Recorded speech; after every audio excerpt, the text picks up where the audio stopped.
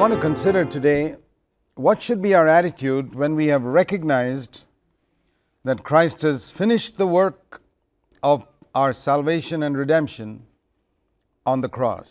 సిలువలో యేసుక్రీస్తు ప్రభువారు మన రక్షణ మరియు విమోచన కార్యమును ముగించారు అని మనం గుర్తించినప్పుడు మన వైఖరి ఎలా ఉండాలో ఈరోజు మనం చూద్దాం.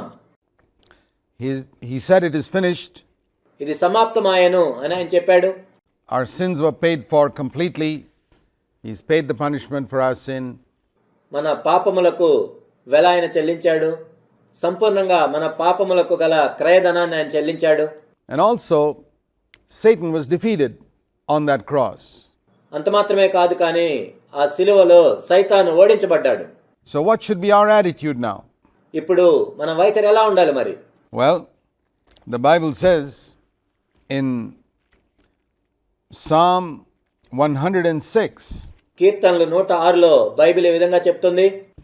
in Psalm 106 and verse 12, కీర్తనలో 106 12వ వచనం.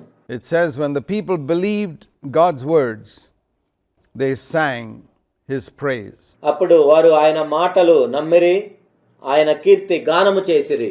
One of the clearest ways in which you can know that you believe what God has said is that you praise him. దేవుడు చెప్పిన దాన్ని నీవు నమ్మావు అంటానికి రుజువేంటి అంటే నీవు ఆయన్ని స్తుతిస్తావు. For example, if you're a student in a college and you need some money to pay your fees, ఉదాహరణకి కళాశాలలో నీవు ఒక విద్యార్థిగా ఉన్నట్లయితే నీవు ఫీజు చెల్లించడానికి కొంత డబ్బు కావాలి. and you ring up your father, మీ తండ్రికి నీవు ఫోన్ చేశావు.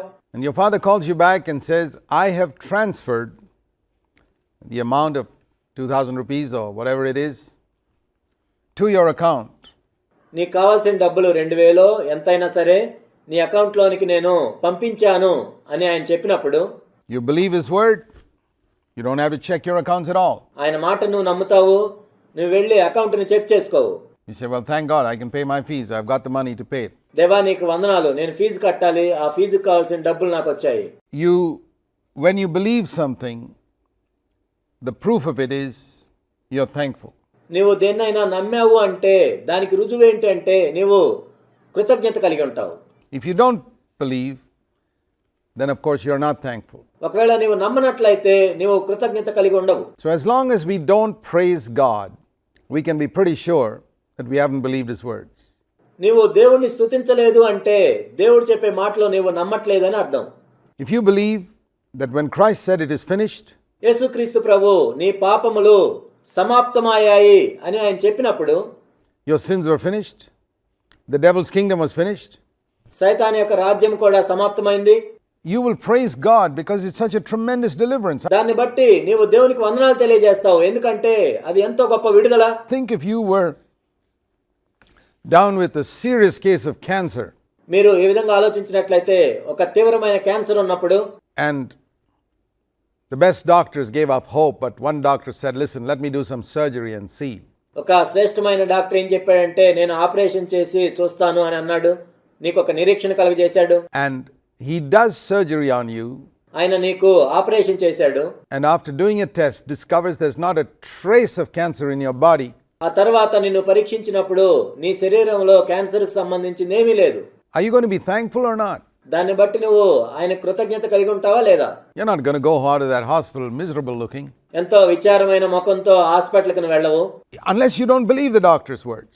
ఆ డాక్టర్ చేసిన పనిని నువ్వు నమ్మనట్లయితే అలా ఉంటావు. If you say, well, he may be just saying things to please me, it may not be true, ఆయన ఏదో నన్ను సంతోషపెట్టడానికి ఆయన ఏదో మాటలు చెప్తున్నాడు, ఇది నిజం కాదు. I still be having cancer, it may be spread all over my body. నా శరీరంలో క్యాన్సర్ ఇంకా ఉండే ఉంటది, మొత్తం కూడా వ్యాపించి ఉంటది. And he doesn't want to tell me the truth. You don't believe his words, ఆయన నాకు నిజం చెప్పట్లేదు అని నువ్వు ఆయన చెప్పే మాటలు నమ్మనట్లయితే you'll look miserable. అప్పుడు నువ్వెంతో విచారంగా ఉంటావు.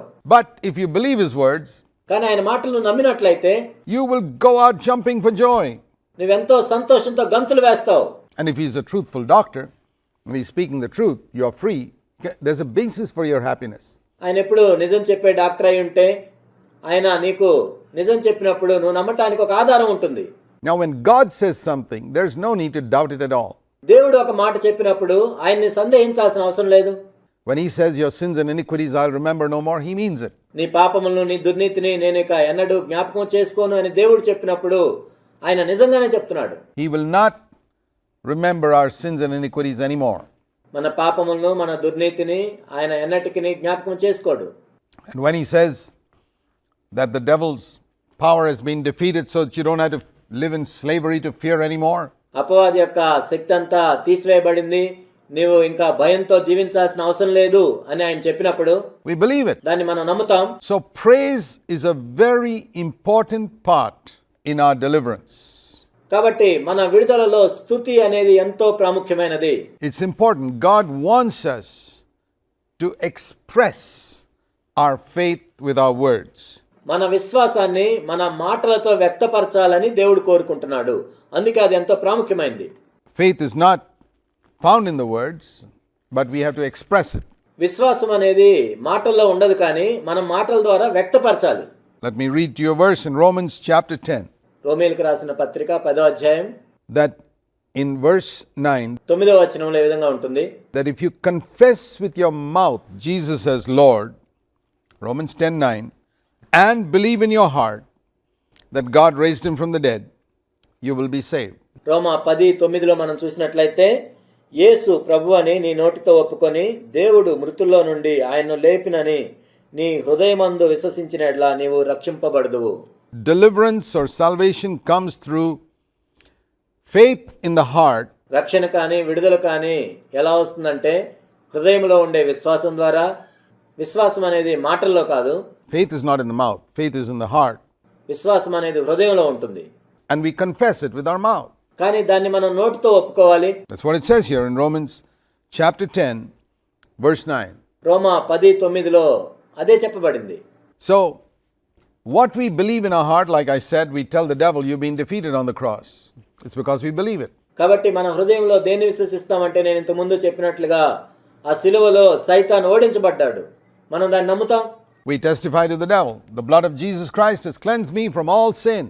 అపవాదితో మనం ఈ విధంగా సాక్ష్యం ఇస్తాము, ప్రతి పాపం నుండి యేసుక్రీస్తు ప్రభు యొక్క రక్తము నన్ను కడిగి వేసింది.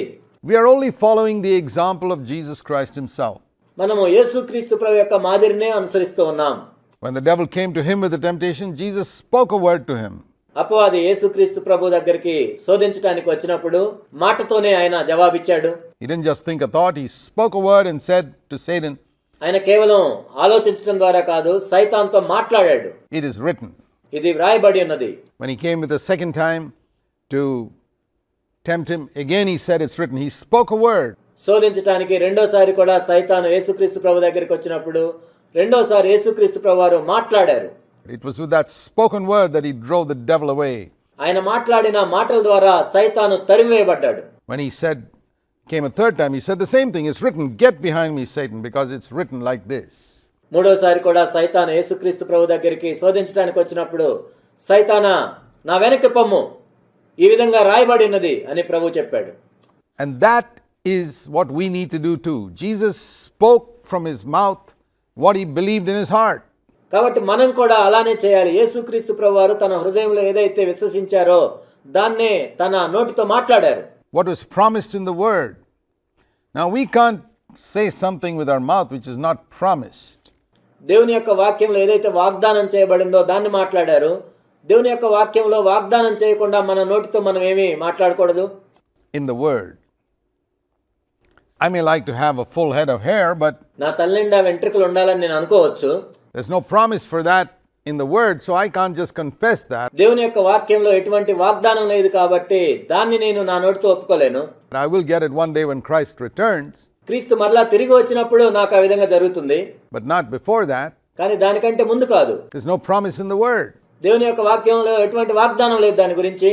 There's no promise in the word that God will give me a bigger house or a better car or something like that. I can't confess these things. దేవుని యొక్క వాక్యంలో ఈ విధంగా లేదు, నాకు పెద్ద ఇల్లు ఇస్తాడని లేకపోతే పెద్ద కారు ఇస్తాడని. కాబట్టి వాటి గురించి నేను నా నోటితో ఒప్పుకోలేను. That is sort of new age teaching where you visualize something and you pretend that you're going to get it. ఇదంతా కూడా ఈ ఆధునిక కాలంలో బోధిస్తూ ఉన్నారు. నీకేదో ముందే కలిగినట్లుగా దాన్ని ఊహించుకోవాలి, అది నీకు వస్తున్నట్లుగా నీవు ఊహించుకుంటూ ఉండాలి. Shut your eyes and imagine that you get it. నీవు కళ్ళు మూసుకొని నీవు దాన్ని పొందబోతున్నట్లుగా ఊహించుకోవాలి. And then you say what is your heart's desire, mostly for material things. అప్పుడు నీ హృదయంలో నీ కోరికలు ఏవైతే ఉన్నాయో వాటిని చెప్పాలి. వీటన్నిటిని మనం చూసినట్లయితే ఇవన్నీ కూడా భౌతిక సంబంధమైన విషయాల గురించే. There is a gospel being preached today which is telling you to do that. ఈ విధంగా చేయమని చెప్పే సువార్త ప్రకటన ఈ రోజుల్లో ఉంది. You won't find any of the apostles or Jesus teaching that. ఏ అపోస్తలులు కానీ యేసుక్రీస్తు ప్రభువు కానీ దీన్ని బోధించినట్లుగా మనం ఎక్కడా చూడము. That is to satisfy covetous people who love material things, whose kingdom is of the earth. ఇది ఎవరి కోసం అంటే ఎవరైతే కేవలం ఈ భౌతిక సంబంధమైన వస్తువుల మీద దురాశ కలిగి ఉంటారో వాళ్ళని సంతోషపరచడానికి. వాళ్ళ యొక్క రాజ్యము ఈ భూలోక రాజ్యమే. But those who have come into the kingdom of God know that if they seek God's kingdom first, కానీ ఎవరైతే దేవుని యొక్క రాజ్యంలోనికి ప్రవేశిస్తారో వాళ్ళకి తెలుసు మొట్టమొదట వాళ్ళు దేవుని యొక్క రాజ్యాన్ని వెతికినట్లయితే and his righteousness, all these other material things, they don't have to confess anything, God will add them. వాళ్ళు దేవుని యొక్క నీతిని దేవుని యొక్క రాజ్యాన్ని మొట్టమొదట వెతికినట్లయితే ఇవన్నీ కూడా వారికి అనుగ్రహించబడతాయని వాళ్ళకి తెలుసు. To him, but we need to confess to the devil. కానీ మనం సైతాన్తో మన నోటితో మనం ఒప్పుకోవాలి.